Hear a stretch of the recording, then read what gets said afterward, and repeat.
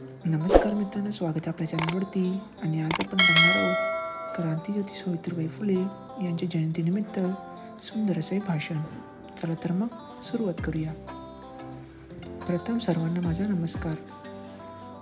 माझे नाव राम आहे. आज 3 जानेवारी आहे. आज आपण क्रांतीज्योती सावित्रीबाई फुले यांची जयंती पण साजरी करत आहोत. क्रांतीज्योती सावित्रीबाई फुले या भारताच्या पहिल्या महिला शिक्षिका होत्या. त्यांचा जन्म 3 जानेवारी 1831 रोजी सातारा जिल्ह्यातील नायगाव येथे झाला. त्यांच्या वडिलांचे नाव खंडोजी नेवसे पाटील व आईचे नाव लक्ष्मीबाई होते. त्यांचा विवाह वयाच्या केवळ 9व्या वर्षी थोर समाजसुधारक महात्मा ज्योतिबा फुले यांच्याशी झाला. शिक्षणाची आवड असल्यामुळे ज्योतिबांनी लग्नानंतर सावित्रीबाईंना शिकून स्त्री शिक्षणाचा पाया रचला.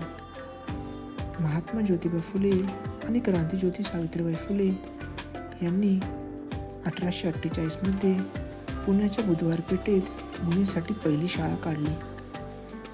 त्यांनी स्त्रियांच्या जीवनात प्रकाश प्रज्वलित केला.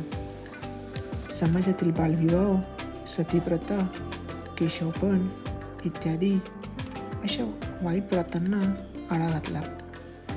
शिक्षणाची आवड असणाऱ्या सावित्रीबाईंकडे काव्याचे सुद्धा अंग होते.